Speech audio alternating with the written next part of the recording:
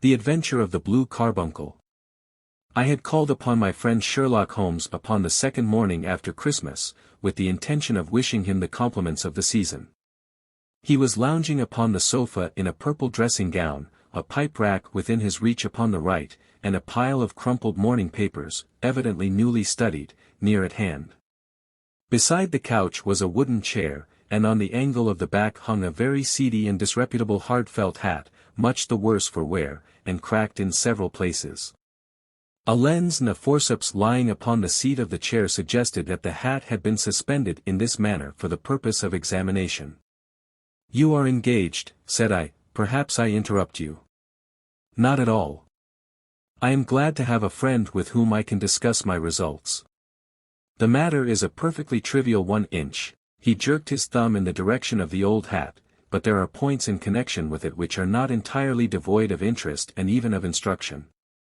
I seated myself in his armchair and warmed my hands before his crackling fire, for a sharp frost had set in, and the windows were thick with the ice crystals. "I suppose," I remarked, "that, homely as it looks, this thing has some deadly story linked on to it, that it is the clue which will guide you in the solution of some mystery and the punishment of some crime." "No, no. No crime," said Sherlock Holmes, laughing.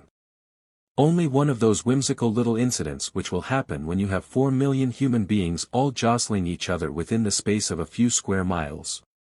Amid the action and reaction of so dense a swarm of humanity, every possible combination of events may be expected to take place, and many a little problem will be presented which may be striking and bizarre without being criminal. We have already had experience of such. So much so, I remarked, that of the last 6 cases which I have added to my notes, 3 have been entirely free of any legal crime." "Precisely. You allude to my attempt to recover the Irene Adler papers, to the singular case of Miss Mary Sutherland, and to the adventure of the man with the twisted lip. Well, I have no doubt that this small matter will fall into the same innocent category. You know Peterson, the commissionaire?" "Yes. It is to him that this trophy belongs." "It is his hat." "No, no, he found it. Its owner is unknown. I beg that you will look upon it not as a battered billycock but as an intellectual problem. And, first, as to how it came here. It arrived upon Christmas morning, in company with a good fat goose, which is, I have no doubt, roasting at this moment in front of Peterson's fire. The facts are these: about 4 o'clock on Christmas morning, Peterson, who, as you know, is a very honest fellow, was returning from some small jollification and was making his way homeward down Tottenham Court Road. In front of him he saw, in the gaslight, a tallish man, walking with a slight stagger, and carrying a white goose slung over his shoulder. As he reached the corner of Goodge Street, a row broke out between this stranger and a little knot of roughs. One of the latter knocked off the man's hat, on which he raised his stick to defend himself and, swinging it over his head, smashed the shop window behind him. Peterson had rushed forward to protect the stranger from his assailants, but the man, shocked at having broken the window, and seeing an official-looking person in uniform rushing towards him, dropped his goose, took to his heels, and vanished amid the labyrinth of small streets which lie at the back of Tottenham Court Road. The roughs had also fled at the appearance of Peterson, so that he was left in possession of the field of battle, and also of the spoils of victory in the shape of this battered hat and a most unimpeachable Christmas goose. Which surely he restored to their owner. My dear fellow, there lies the problem. It is true that "For Mrs. Henry Baker" was printed upon a small card which was tied to the bird's left leg, and it is also true that the initials H.B. are legible upon the lining of this hat, but as there are some thousands of Bakers, and some hundreds of Henry Bakers in this city of ours, it is not easy to restore lost property to any one of them. What, then, did Peterson do? He brought round both hat and goose to me on Christmas morning, knowing that even the smallest problems are of interest to me. The goose we retained until this morning, when there were signs that, in spite of the slight frost, it would be well that it should be eaten without unnecessary delay. Its finder has carried it off, therefore, to fulfill the ultimate destiny of a goose, while I continue to retain the hat of the unknown gentleman who lost his Christmas dinner. Did he not advertise? No. Then, what clue could you have as to his identity? Only as much as we can deduce. From his hat. Precisely. But you are joking. What can you gather from this old battered felt? Here is my lens. You know my methods. What can you gather yourself as to the individuality of the man who has worn this article? I took the tattered object in my hands and turned it over rather ruefully. It was a very ordinary black hat of the usual round shape, hard and much the worse for wear. The lining had been of red silk, but was a good deal discolored. There was no maker's name, but, as Holmes had remarked, the initials, H.B., were scrawled upon one side. It was pierced in the brim for a hat securer, but the elastic was missing. For the rest, it was cracked, exceedingly dusty, and spotted in several places, although there seemed to have been some attempt to hide the discolored patches by smearing them with ink. I can see nothing, said I, handing it back to my friend. On the contrary, Watson, you can see everything. You fail, however, to reason from what you see. You are too timid in drawing your inferences. Then, pray tell me what it is that you can infer from this hat. He picked it up and gazed at it in the peculiar introspective fashion which was characteristic of him. It is perhaps less suggestive than it might have been, he remarked, and yet there are a few inferences which are very distinct, and a few others which represent at least a strong balance of probability. That the man was highly intellectual is of course obvious upon the face of it, and also that he was fairly well-to-do within the last 3 years, although he has now fallen upon evil days.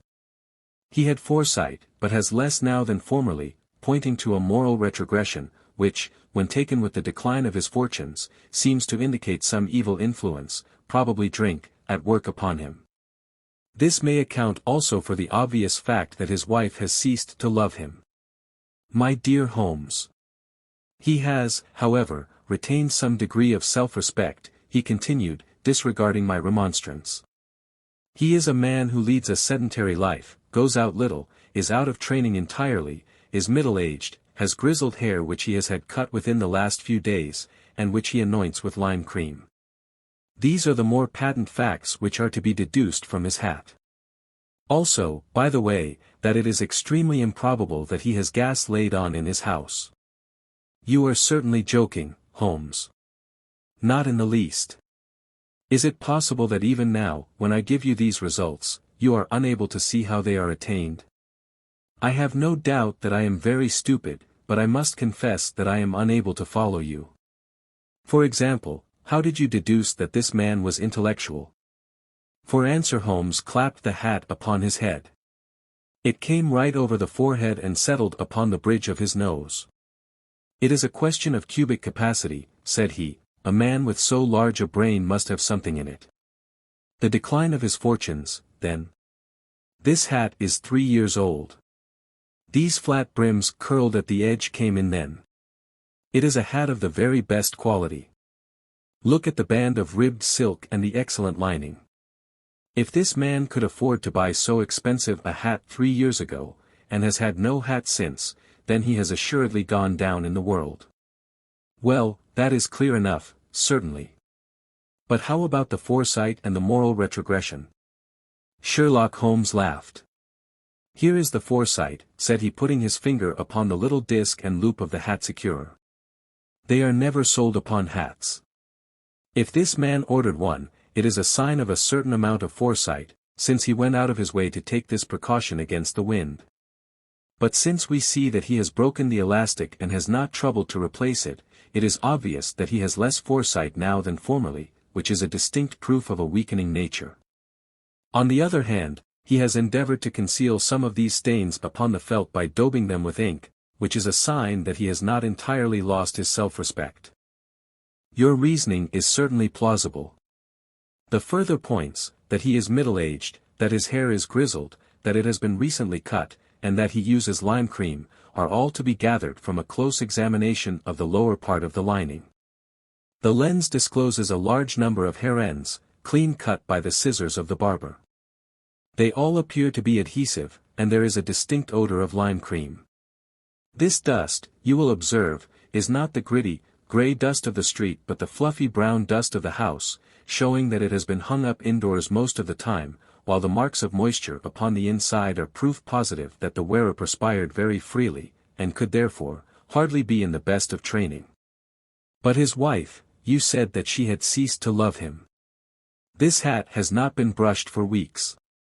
When I see you, my dear Watson, with a week's accumulation of dust upon your hat, and when your wife allows you to go out in such a state, I shall fear that you also have been unfortunate enough to lose your wife's affection. But he might be a bachelor. Nay, he was bringing home the goose as a peace offering to his wife. Remember the card upon the bird's leg. You have an answer to everything. But how on earth do you deduce that the gas is not laid on in his house? One tallow stain, or even two, might come by chance, but when I see no less than 5, I think that there can be little doubt that the individual must be brought into frequent contact with burning tallow, walks upstairs at night probably with his hat in one hand and a guttering candle in the other. Anyhow, he never got tallow stains from a gas jet. Are you satisfied? Well, it is very ingenious, said I, laughing, but since, as you said just now, there has been no crime committed, and no harm done save the loss of a goose, all this seems to be rather a waste of energy. Sherlock Holmes had opened his mouth to reply, when the door flew open, and Peterson, the commissionaire, rushed into the apartment with flushed cheeks and the face of a man who is dazed with astonishment. The goose, Mr. Holmes. The goose, sir, he gasped. What of it, then? Has it returned to life and flapped off through the kitchen window? Holmes twisted himself round upon the sofa to get a fairer view of the man's excited face. See here, sir. See what my wife found in its crop. He held out his hand and displayed upon the center of the palm a brilliantly scintillating blue stone, rather smaller than a bean in size, but of such purity and radiance that it twinkled like an electric point in the dark hollow of his hand. Sherlock Holmes sat up with a whistle. By Jove, Peterson, said he, this is treasure trove indeed. I suppose you know what you have got? A diamond, sir. A precious stone. It cuts into glass as though it were putty. It's more than a precious stone. It is the precious stone. Not the Countess of Morcar's blue carbuncle. I ejaculated. Precisely so. I ought to know its size and shape, seeing that I have read the advertisement about it in the Times every day lately. It is absolutely unique, and its value can only be conjectured, but the reward offered of £1,000 is certainly not within a 20th part of the market price. £1,000. Great Lord of mercy! The commissionaire plumped down into a chair and stared from one to the other of us. That is the reward, and I have reason to know that there are sentimental considerations in the background which would induce the Countess to part with half her fortune if she could but recover the gem. It was lost, if I remember aright, at the Hotel Cosmopolitan, I remarked. Precisely so, on December 22nd, just 5 days ago. John Horner, a plumber, was accused of having abstracted it from the lady's jewel case. The evidence against him was so strong that the case has been referred to the assizes. I have some account of the matter here, I believe. He rummaged amid his newspapers, glancing over the dates, until at last he smoothed one out, doubled it over, and read the following paragraph. Hotel Cosmopolitan Jewel Robbery. John Horner, 26, plumber, was brought up upon the charge of having upon the 22nd inst. Abstracted from the jewel case of the Countess of Morcar the valuable gem known as the blue carbuncle. James Ryder, upper attendant at the hotel, gave his evidence to the effect that he had shown Horner up to the dressing room of the Countess of Morcar upon the day of the robbery in order that he might solder the second bar of the grate, which was loose. He had remained with Horner some little time, but had finally been called away. On returning, he found that Horner had disappeared, that the bureau had been forced open, and that the small morocco casket in which, as it afterwards transpired, the Countess was accustomed to keep her jewel, was lying empty upon the dressing-table. Ryder instantly gave the alarm, and Horner was arrested the same evening, but the stone could not be found either upon his person or in his rooms. Catherine Cusack, maid to the Countess, deposed to having heard Ryder's cry of dismay on discovering the robbery, and to having rushed into the room, where she found matters as described by the last witness.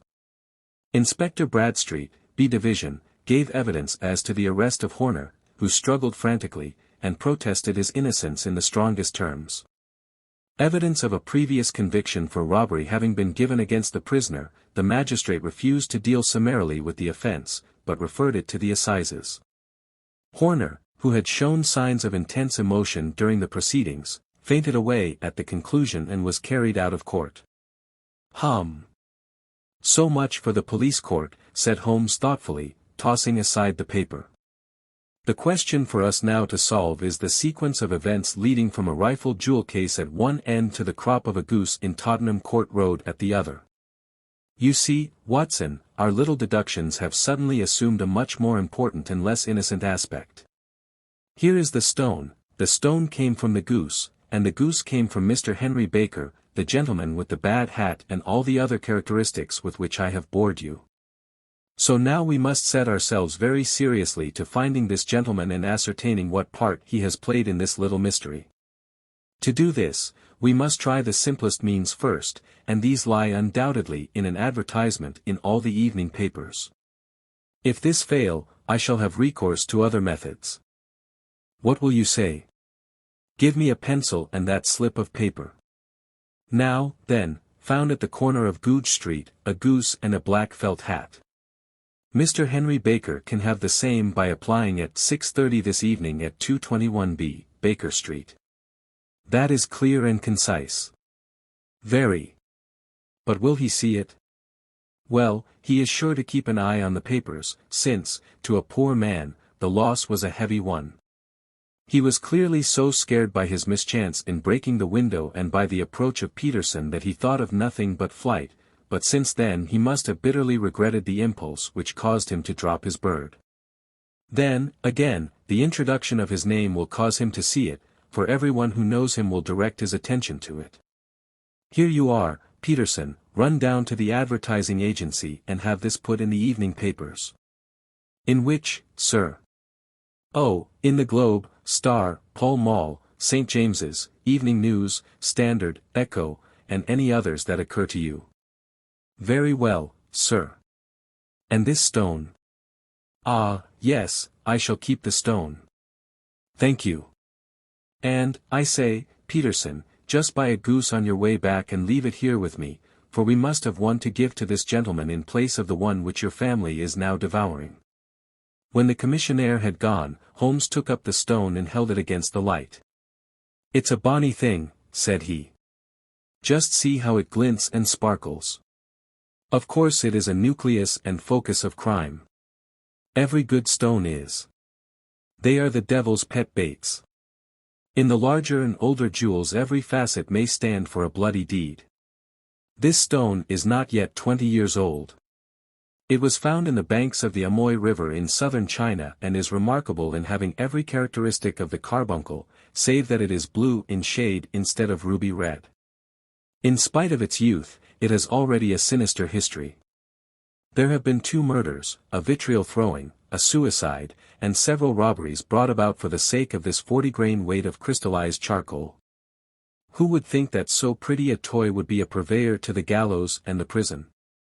I'll lock it up in my strong box now and drop a line to the Countess to say that we have it. Do you think that this man Horner is innocent? I cannot tell. Well, then, do you imagine that this other one, Henry Baker, had anything to do with the matter? It is, I think, much more likely that Henry Baker is an absolutely innocent man, who had no idea that the bird which he was carrying was of considerably more value than if it were made of solid gold. That, however, I shall determine by a very simple test if we have an answer to our advertisement. And you can do nothing until then? Nothing. In that case I shall continue my professional round.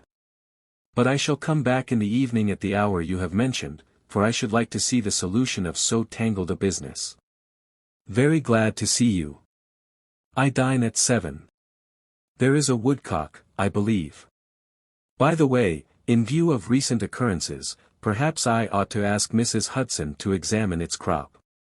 I had been delayed at a case, and it was a little after 6:30 when I found myself in Baker Street once more. As I approached the house I saw a tall man in a Scotch bonnet with a coat which was buttoned up to his chin waiting outside in the bright semicircle which was thrown from the fanlight. Just as I arrived the door was opened, and we were shown up together to Holmes' room. "Mr. Henry Baker, I believe," said he, rising from his armchair and greeting his visitor with the easy air of geniality which he could so readily assume. "Pray take this chair by the fire, Mr. Baker. It is a cold night, and I observe that your circulation is more adapted for summer than for winter. Ah, Watson, you have just come at the right time. Is that your hat, Mr. Baker?"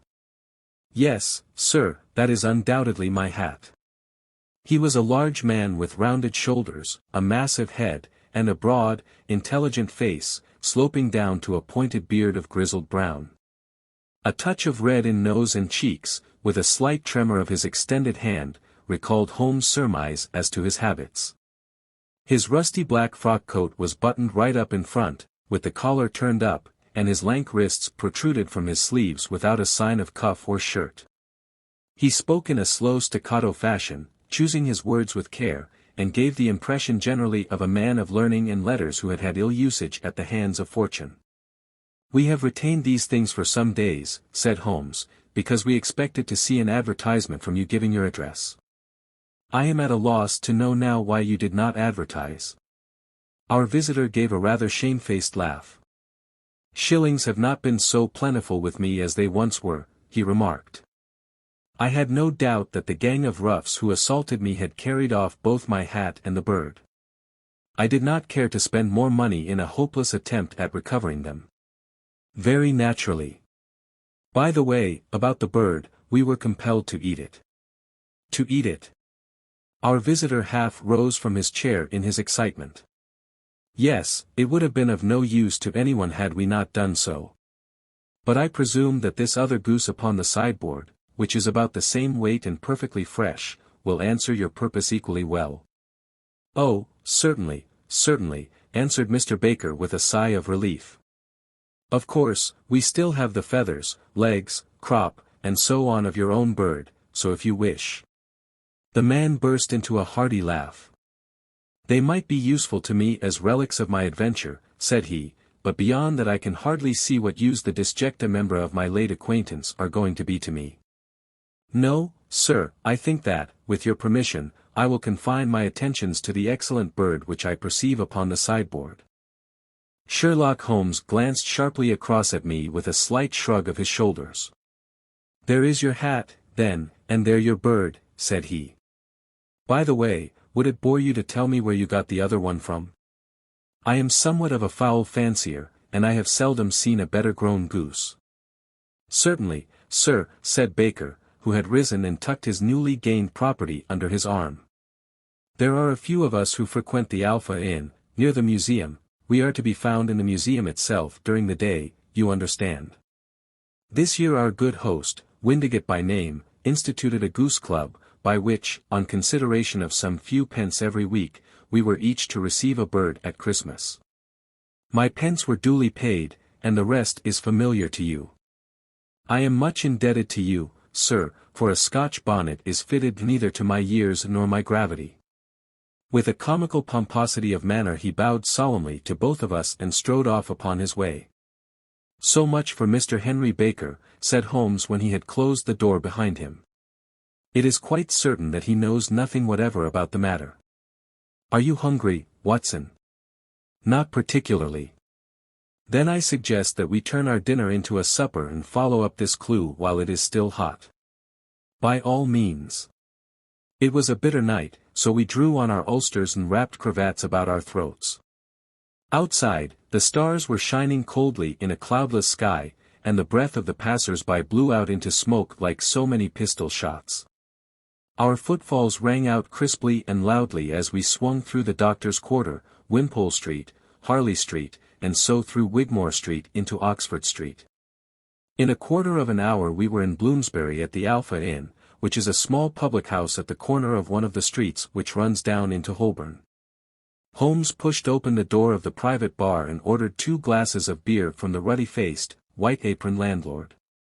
"Your beer should be excellent if it is as good as your geese," said he. "My geese?" The man seemed surprised. "Yes. I was speaking only half an hour ago to Mr. Henry Baker, who was a member of your goose club." "Ah. Yes, I see. But you see, sir, them's not our geese." "Indeed. Whose, then?" "Well, I got the 2 dozen from a salesman in Covent Garden." "Indeed? I know some of them." "Which was it?" "Breckenridge is his name." "Ah. I don't know him." "Well, here's your good health, landlord, and prosperity to your house. Good night. Now for Mr. Breckenridge," he continued, buttoning up his coat as we came out into the frosty air. "Remember, Watson, that though we have so homely a thing as a goose at one end of this chain, we have at the other a man who will certainly get 7 years penal servitude unless we can establish his innocence. It is possible that our inquiry may but confirm his guilt, but, in any case, we have a line of investigation which has been missed by the police, and which a singular chance has placed in our hands. Let us follow it out to the bitter end. Faces to the south, then, and quick march." We passed across Holborn, down Endell Street, and so through a zigzag of slums to Covent Garden Market. One of the largest stalls bore the name of Breckenridge upon it, and the proprietor, a horsey-looking man, with a sharp face and trim side whiskers, was helping a boy to put up the shutters. "Good evening." "It's a cold night," said Holmes. The salesman nodded and shot a questioning glance at my companion. "Sold out of geese, I see," continued Holmes, pointing at the bare slabs of marble. "Let you have 500 tomorrow morning." "That's no good." "Well, there are some on the stall with the gas flare." "Ah, but I was recommended to you." "Who by?" "The landlord of the Alpha." "Oh, yes, I sent him a couple of dozen. Fine birds they were, too. Now where did you get them from?" To my surprise the question provoked a burst of anger from the salesman. "Now, then, mister," said he, with his head cocked and his arms akimbo, "what are you driving at? Let's have it straight, now." "It is straight enough. I should like to know who sold you the geese which you supplied to the Alpha." "Well then, I shan't tell you." "So now." "Oh, it is a matter of no importance, but I don't know why you should be so warm over such a trifle." "Warm? You'd be as warm, maybe, if you were as pestered as I am. When I pay good money for a good article there should be an end of the business, but it's, where are the geese, and who did you sell the geese to, and what will you take for the geese?" One would think they were the only geese in the world, to hear the fuss that is made over them. "Well, I have no connection with any other people who have been making inquiries," said Holmes carelessly. "If you won't tell us the bet is off, that is all. But I'm always ready to back my opinion on a matter of fowls, and I have a fiver on it that the bird I ate is country bred." "Well, then, you've lost your fiver, for it's town bred," snapped the salesman. "It's nothing of the kind." "I say it is." "I don't believe it. D'you think you know more about fowls than I, who have handled them ever since I was a nipper? I tell you, all those birds that went to the Alpha were town bred." "You'll never persuade me to believe that." "Will you bet, then?" "It's merely taking your money, for I know that I am right. But I'll have a sovereign on with you, just to teach you not to be obstinate." The salesman chuckled grimly. "Bring me the books, Bill," said he. The small boy brought round a small thin volume and a great greasy-backed one, laying them out together beneath the hanging lamp. "Now then, Mr. Cocksure," said the salesman, "I thought that I was out of geese, but before I finish you'll find that there is still one left in my shop. You see this little book? Well, that's the list of the folk from whom I buy. D'you see? Well, then, here on this page are the country folk, and the numbers after their names are where their accounts are in the big ledger. Now, then. You see this other page in red ink? Well, that is a list of my town suppliers. Now, look at that third name. Just read it out to me. Mrs. Oakshott, 117, Brixton Road, 249, read Holmes. Quite so. Now turn that up in the ledger. Holmes turned to the page indicated. Here you are, Mrs. Oakshott, 117, Brixton Road, egg and poultry supplier. Now, then, what's the last entry? December 22nd. 24 geese at Sevens. 6d. Quite so. There you are. And underneath? Sold to Mr. Windigate of the Alpha, at 12s. What have you to say now? Sherlock Holmes looked deeply chagrined. He drew a sovereign from his pocket and threw it down upon the slab, turning away with the air of a man whose disgust is too deep for words. A few yards off he stopped under a lamppost and laughed in the hearty, noiseless fashion which was peculiar to him. When you see a man with whiskers of that cut and the pink one protruding out of his pocket, you can always draw him by a bet, said he. I dare say that if I had put £100 down in front of him, that man would not have given me such complete information as was drawn from him by the idea that he was doing me on a wager. Well, Watson, we are, I fancy, nearing the end of our quest, and the only point which remains to be determined is whether we should go on to this Mrs. Oakshott tonight, or whether we should reserve it for tomorrow. It is clear from what that surly fellow said that there are others besides ourselves who are anxious about the matter, and I should. His remarks were suddenly cut short by a loud hubbub which broke out from the stall which we had just left. Turning round we saw a little rat-faced fellow standing in the center of the circle of yellow light which was thrown by the swinging lamp, while Breckenridge, the salesman, framed in the door of his stall, was shaking his fists fiercely at the cringing figure. I've had enough of you and your geese, he shouted. I wish you were all at the devil together. If you come pestering me any more with your silly talk I'll set the dog at you. You bring Mrs. Oakshott here and I'll answer her, but what have you to do with it? Did I buy the geese off you?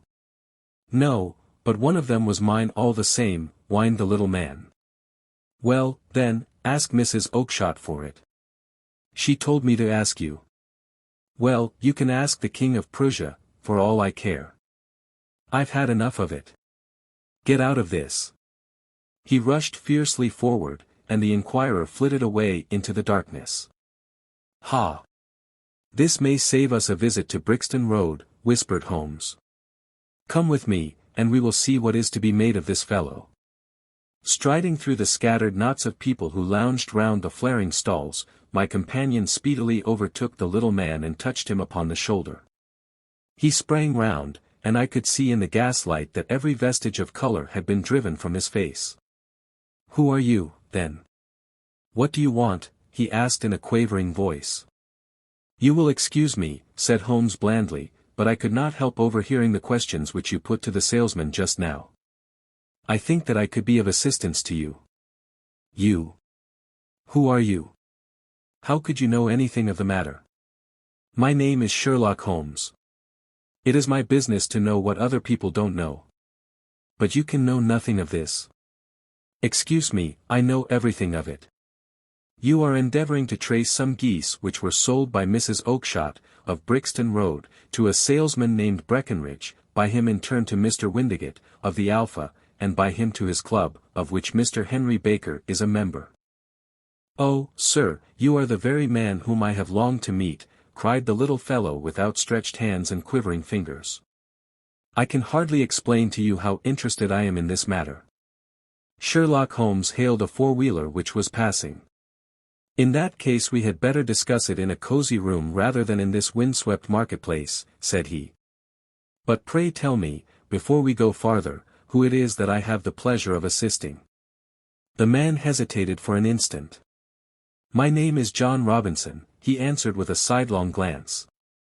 No, no, the real name, said Holmes sweetly.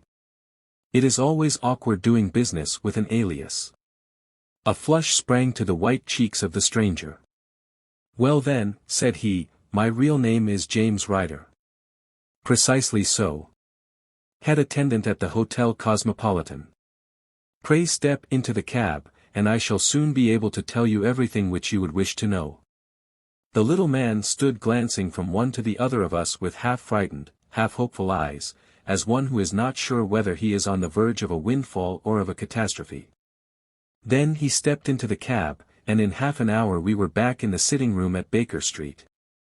Nothing had been said during our drive, but the high, thin breathing of our new companion, and the claspings and unclaspings of his hands, spoke of the nervous tension within him.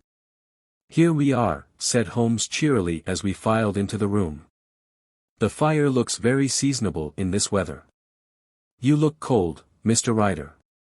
Pray take the basket chair. I will just put on my slippers before we settle this little matter of yours. Now, then. You want to know what became of those geese?" "Yes, sir. Or rather, I fancy, of that goose. It was one bird, I imagine, in which you were interested, white, with a black bar across the tail." Ryder quivered with emotion. "Oh, sir," he cried, "can you tell me where it went to?" "It came here." "Here?" "Yes, and a most remarkable bird it proved. I don't wonder that you should take an interest in it. It laid an egg after it was dead, the bonniest, brightest little blue egg that ever was seen. I have it here in my museum."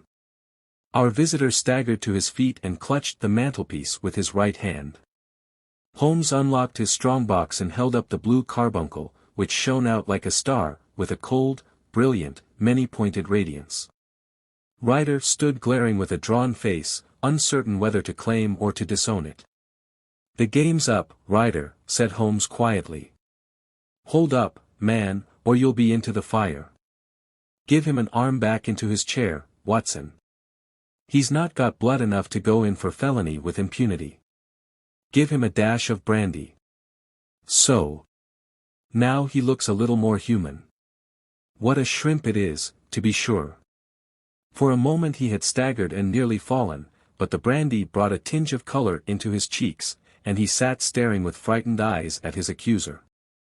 "I have almost every link in my hands, and all the proofs which I could possibly need, so there is little which you need tell me. Still, that little may as well be cleared up to make the case complete.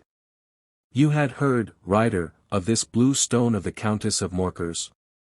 "It was Catherine Cusack who told me of it," said he in a crackling voice. "I see, her ladyship's waiting maid. Well, the temptation of sudden wealth so easily acquired was too much for you, as it has been for better men before you, but you were not very scrupulous in the means you used. It seems to me, Ryder, that there is the making of a very pretty villain in you. You knew that this man Horner, the plumber, had been concerned in some such matter before, and that suspicion would rest the more readily upon him. What did you do, then? You made some small job in my lady's room, you and your confederate Cusack, and you managed that he should be the man sent for. Then, when he had left, you rifled the jewel case, raised the alarm, and had this unfortunate man arrested. You then." Ryder threw himself down suddenly upon the rug and clutched at my companion's knees. "For God's sake, have mercy," he shrieked. "Think of my father. Of my mother. It would break their hearts. I never went wrong before. I never will again. I swear it. I'll swear it on a Bible. Oh, don't bring it into court. For Christ's sake, don't." "Get back into your chair," said Holmes sternly. "It is very well to cringe and crawl now, but you thought little enough of this poor Horner in the dock for a crime of which he knew nothing. I will fly, Mr. Holmes. I will leave the country, sir. Then the charge against him will break down. We will talk about that. And now let us hear a true account of the next act. How came the stone into the goose, and how came the goose into the open market? Tell us the truth, for there lies your only hope of safety." Ryder passed his tongue over his parched lips. "I will tell you it just as it happened, sir," said he. "When Horner had been arrested, it seemed to me that it would be best for me to get away with the stone at once, for I did not know at what moment the police might not take it into their heads to search me and my room. There was no place about the hotel where it would be safe. I went out, as if on some commission, and I made for my sister's house.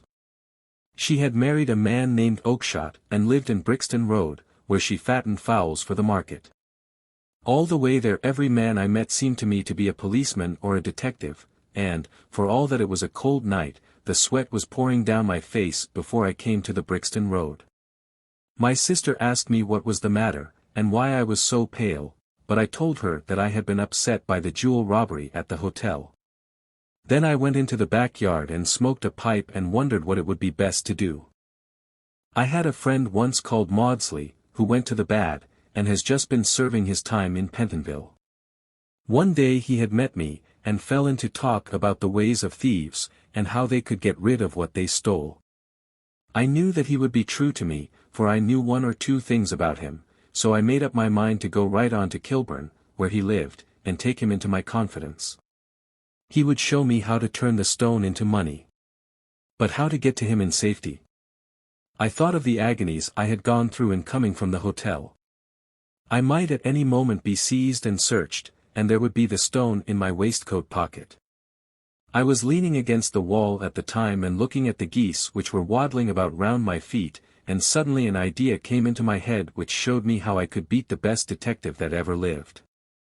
My sister had told me some weeks before that I might have the pick of her geese for a Christmas present, and I knew that she was always as good as her word. I would take my goose now, and in it I would carry my stone to Kilburn. There was a little shed in the yard, and behind this I drove one of the birds, a fine big one, white, with a barred tail. I caught it, and prying its bill open, I thrust the stone down its throat as far as my finger could reach. The bird gave a gulp, and I felt the stone pass along its gullet and down into its crop. But the creature flapped and struggled, and out came my sister to know what was the matter. As I turned to speak to her the brute broke loose and fluttered off among the others. "Whatever were you doing with that bird, Jem?" says she. "Well," said I, "you said you'd give me one for Christmas, and I was feeling which was the fattest." "Oh," says she, "we've set yours aside for you, Jem's bird, we call it. It's the big white one over yonder. There's 26 of them, which makes one for you, and one for us, and 2 dozen for the market." "Thank you, Maggie," says I, "but if it is all the same to you, I'd rather have that one I was handling just now." "The other is a good 3 pound heavier," said she, "and we fattened it expressly for you." "Never mind. I'll have the other, and I'll take it now," said I. "Oh, just as you like," said she, a little huffed. "Which is it you want, then?" "That white one with the barred tail, right in the middle of the flock." "Oh, very well. Kill it and take it with you." Well, I did what she said, Mr. Holmes, and I carried the bird all the way to Kilburn. I told my pal what I had done, for he was a man that it was easy to tell a thing like that to. He laughed until he choked, and we got a knife and opened the goose. My heart turned to water, for there was no sign of the stone, and I knew that some terrible mistake had occurred. I left the bird, rushed back to my sister's, and hurried into the backyard. There was not a bird to be seen there. "Where are they all, Maggie?" I cried. "Gone to the dealers, Jem." "Which dealers?" "Breckenridge, of Covent Garden." "But was there another with a barred tail?" I asked, "the same as the one I chose?" "Yes, Jem, there were 2 barred-tailed ones, and I could never tell them apart." "Well, then, of course I saw it all, and I ran off as hard as my feet would carry me to this man Breckenridge, but he had sold the lot at once, and not one word would he tell me as to where they had gone. You heard him yourselves tonight. Well, he has always answered me like that. My sister thinks that I am going mad. Sometimes I think that I am myself. And now I am myself a branded thief, without ever having touched the wealth for which I sold my character. God help me. God help me." He burst into convulsive sobbing, with his face buried in his hands. There was a long silence, broken only by his heavy breathing and by the measured tapping of Sherlock Holmes' fingertips upon the edge of the table. Then my friend rose and threw open the door. "Get out," said he.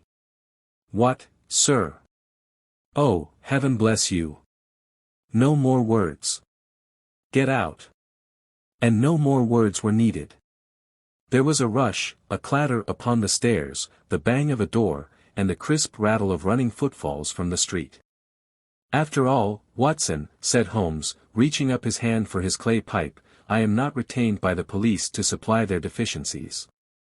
If Horner were in danger it would be another thing, but this fellow will not appear against him, and the case must collapse. I suppose that I am commuting a felony, but it is just possible that I am saving a soul. This fellow will not go wrong again, he is too terribly frightened. Send him to jail now, and you make him a jailbird for life. Besides, it is the season of forgiveness. Chance has put in our way a most singular and whimsical problem, and its solution is its own reward. If you will have the goodness to touch the bell, Doctor, we will begin another investigation, in which, also a bird will be the chief feature."